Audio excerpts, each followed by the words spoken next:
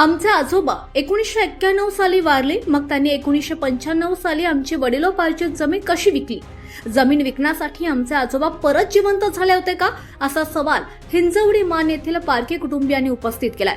आमची वडिलोपार्जित जमीन वर्षानुवर्ष आमच्या वहिवाटी ताब्यात असून आमच्या वडिलोपार्जित जमिनीवर एका खासगी बिल्डरकडून अनधिकृत ताबा घेण्याचा प्रयत्न होतोय, असा आरोप हिंजवडी मान येथील पारखी शेतकरी कुटुंबियांनी केलाय. हिंजवडी मान येथील सर्वे नंबर 44-3 या ठिकाणी पारखी कुटुंबियांची जवळपास 87 आर इतकी वडिलोपार्जित वहिवाटीची जमीन आहे. मात्र त्याची जमीन सुनील जयसिंग पाटील या व्यक्तीनं 1995 साली बनावट दस्त नोंदणी करून खरेदी केली. त्यानंतर त्यांनी सय्यद मोहम्मद जावेद या व्यक्तीला ती जमीन विकली आणि त्यानंतर सुनील पाटील आणि जावेद सय्यद यांनी एका मोठ्या बिल्डरला आमची जमीन विकली आणि आता बिल्डर जमिनीचा ताबा घेण्यासाठी आम्हाला धमकावत असल्याचा आरोप पारखी कुटुंबियांकडून करण्यात आलाय. सुनील जयसिंग पाटील यांनी आमचे आजोबा सखाराम पाटील यांच्याकडून जमीन खरेदी केल्याची कोणतीही दस्त महसूल विभागात आम्हाला आढळून येत नाहीये. आजोबा हयातीत नसताना 1995 साली जमिनीचा व्यवहार कसा होऊ शकतो, असा सवाल पारखी या शेतकरी कुटुंबियांकडून उपस्थित करण्यात आलाय. याबाबत बिल्डरकडून कोणतीही प्रतिक्रिया समोर आली नसून महसूल मंत्री चंद्रशेखर बावनकुळे यांनी आमच्या प्रकरणाकडे लक्ष द्यावं अशी अर्थ पारखी शेतकरी कुटुंबाकडून करण्यात आली आहे. हे आमचे वडिलोपार्जित जागा आहे. आमचे आजोबा सखाराम नामा पारखी यांची मयत झाली 91 साली. ते वाढल्यानंतर सुनील जयसिंग पाटील यांनी ही जागा खरेदी केली 1995 साली.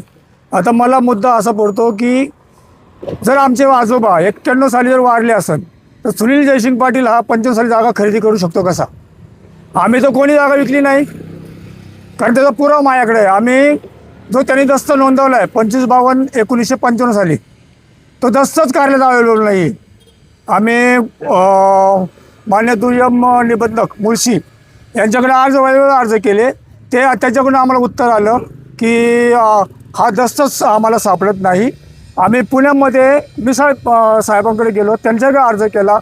ते पण म्हणतात की आम्हाला ही प्राप्त झाली की आम्ही तुम्हाला देऊ. हा मुद्दा आला तर मला असं वाटतं सुनील पाटीलने ना इथून पुष्पविमान पाठवलं असून स्वर्गामध्ये आमच्या आजोबाला वरून खाली आणलं असन, खरेदी केलं असन आणि वरती परत नेऊन सोडलं असन. त्यानंतर त्यांनी 2007 साली ही जागा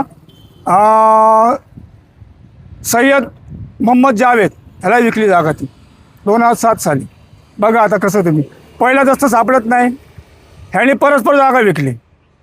2007ला विकल्यानंतर आत्ता 2026 साली सुनील जयसिंग पाटील हा सय्यद मोहम्मद जावेद आणि ह्यांनी दोघांनी संगनमत करून ही जागा ह्या कंपनीला विकली. जॉय विले शापूरजी हाऊसिंग प्रायव्हेट लिमिटेड या कंपनीला विकली. आता मला सांगा, मी आज काय ते तुम्ही आधारस्तंभ आहे, मीडिया हा 4था आधारस्तंभ आहे. ही माझी कैफियत मी तुमच्यापुढे मांडतो आहे. ऑलरेडी आम्ही न्यायदेवतेला पण केलेलं आहे. आम्ही न्यायदेवतेला आम्हाला विश्वास आहे पूर्ण, ते तर आम्हाला न्याय देतील, 100% न्याय देतील.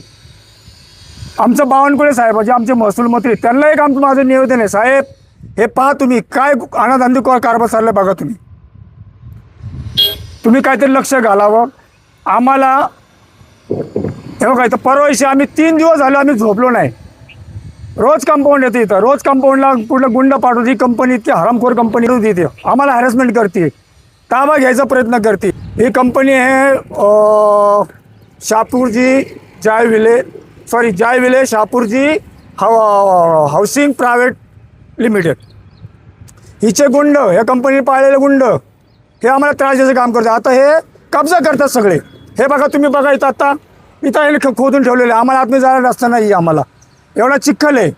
आपण पाहिलेलं आहे, मागाशी शूटिंग काढलेली आपण, कसं त्रास होता बघा आम्हाला. माझा हार्डवेअरचा व्यवसाय होता, माझं सगळं मोठं गोडाऊन होतं माझं, परंतु या कंपनीने माझा रस्ता अडवल्यामुळं मला ते इथून हलवावं लागलं. भाडे मला दुसरीकडे पैसे द्यावं लागतात मला. ताबा घेण्याचा प्रयत्न करतायत. हो, ताबा गुंड येतं. आम्ही 4 दिवस झोपलो ना रात्रभर. आम्ही मोठे गुंड पाठवतात. आम्ही त्याच्या एका तर XY व्यक्ती आहे, त्याचा आम्ही तर पोलीस चौकीला गुन्हा दाखल केलेला आहे. साहेब तुम्ही मीडियाचा 4था आधारस्तंभ आहे. तुमच्याकडे एवढंच आमचं मागणं आहे की तुम्ही सुद्धा आम्हाला न्याय द्यायचा प्रयत्न करावा. जर आम्हाला कोणाकडून जर न्याय मिळाला नाही तर आम्ही आत्मदान 100% आत्मदान करणार आहे आणि याच्याशिवाय आम्हाला पर्याय जाणार नाही. आमची लहान लहान मुलं आहेत. आमची 2.5 एकर जागा एमआयडीसीत गेली आहे. आम्ही दिलेली नाही त्यांना. आता ते एमआयडीसी बघा मोठ्या मोठ्या बिल्डिंग कोठवले जाऊन इमारती उभं राहतात. 6 लाख रुपयांनी आम्ही जागा दिलेली. आमच्याकडे जागा राहिली की शिल्लक आता आम्ही भूमिहीन झालेलो आम्ही.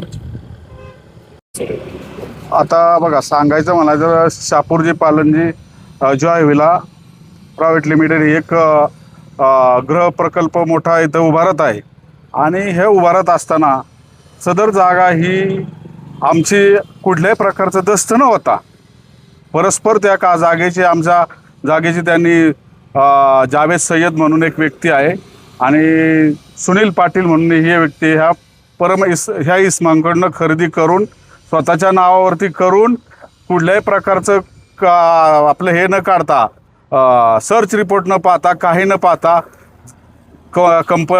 आमचे दावे दाखल असताना सुद्धा ही जागा खरेदी करतात.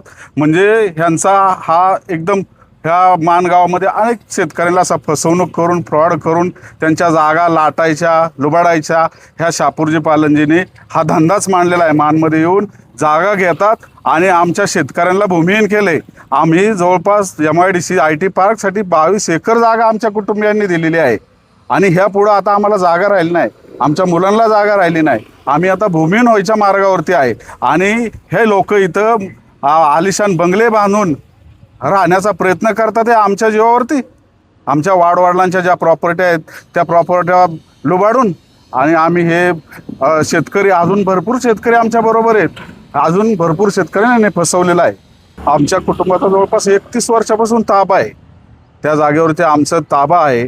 आमच्या बंधूंचं तिथं हार्डवेअरचं साहित्य होतं ते अक्षरशः रस्ता खोदून बंद केलं. आम्हाला जाण्यासाठी रस्ता ठेवत नाही. अनेक लोकांचे रस्ते बंद केले या लोकांनी आणि त्यांचे शेतीचे जे पायवाटेचे रस्ते होते ते सुद्धा बंद केले आणि जेणेकरून ह्या लोकांना त्रास द्यायचं काम ह्या शापूरजी पालनजीने कंपनीने चालू केलं आहे. माझं ह्या जे जागा कस्टमर आहेत जे फ्लॅटधारक आहेत घेणारे आहेत त्यांना माझी नम्र विनंती आणि कळकळीची विनंती की बाबा हे घेताय तुम्ही पण ह्याच्यावर खूप सारे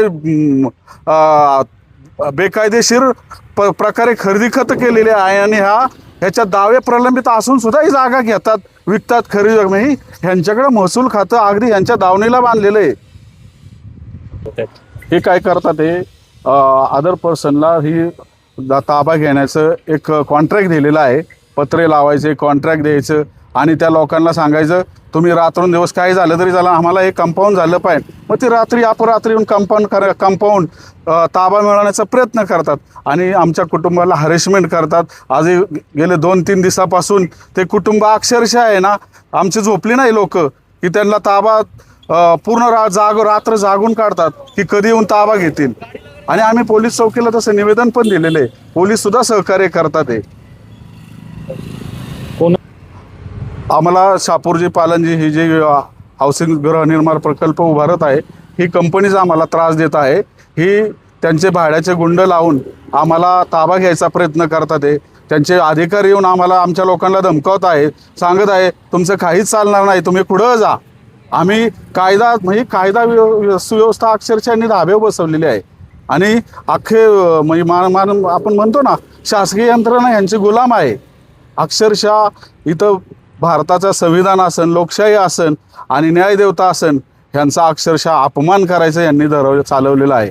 काय मागणी करतात? आमची मागणी रास्त आहे की आम्हाला आमच्या हक्काची जमीन मिळावी आम्हाला न्याय मिळावा. न्यायदेवतेवर आमचा पूर्ण विश्वास आहे आणि आम्ही काही झालं तरी आमचं कुटुंब किंवा आम्ही इथून हटणार नाही. आम्ही हक्काचा न्याय मिळवणार तेव्हाच राहणार.